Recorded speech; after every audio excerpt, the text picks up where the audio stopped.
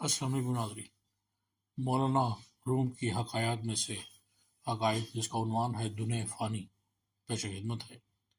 رسول اکرم صلی اللہ علیہ وآلہ وسلم وصحابہ وبارک وسلم کے پیارے چچا حضرت حمزہ رضی اللہ عنہ نے اپنی عمر کا زیادہ تر حصہ جنگوں میں شرکت کرتے ہوئے ہی گزارا اور ہر کار شہادت کا ایسا جام نوش کیا جس کا کوئی جواب نہیں ملتا۔ آپ رضی اللہ تعالیٰ عنہ نے جوانی کے زمانے میں جنگیں لڑیں، ان میں جنگی طریقہ کار کے مطابق ہمیشہ زرہ پہن کر اپنی مردانگی کے جوڑ دکھلائے۔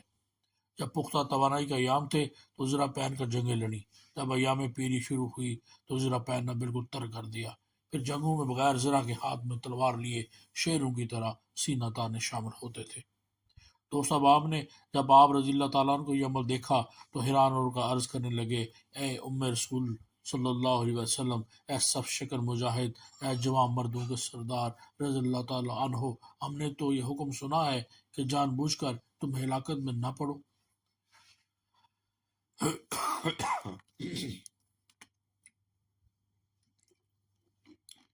آپ رضی اللہ تعالیٰ عنہ لڑتے وقت احتیاط سے کام کیوں نہیں لیتے؟ جب آپ رضی اللہ تعالیٰ عنہ جوان اور مضبوط طاقتور تھے، اس زمانے میں آپ کبھی زرہ کے بغیر لڑائی میں شامل نہیں ہوئے تھے۔ اب جب کہ آپ بوڑھے اور کمزور ہو گئے ہیں تو آپ رضی اللہ تعالیٰ عنہ جان کی حفاظت اور احتیاط کے تقاضوں سے کیوں بے پرواہ ہو گئے ہیں؟ بھلا تلوار کس کا لحاظ کرتی ہے اور تیر کس کی رعایت کرتا ہے؟ ہم کو تو یہ پسند نہیں کہ آپ رضی اللہ تعالیٰ عنہ جیسا دلیر اور بہادر میز اپنی بے احتیاطی کی بدولت دشمن کے ہاتھوں قتل ہو جائے۔ غرض حضرت حمزہ رضی اللہ تعالیٰ عنہ کے غمگسار دیر تک اس قسم کی باتیں کرتے رہے۔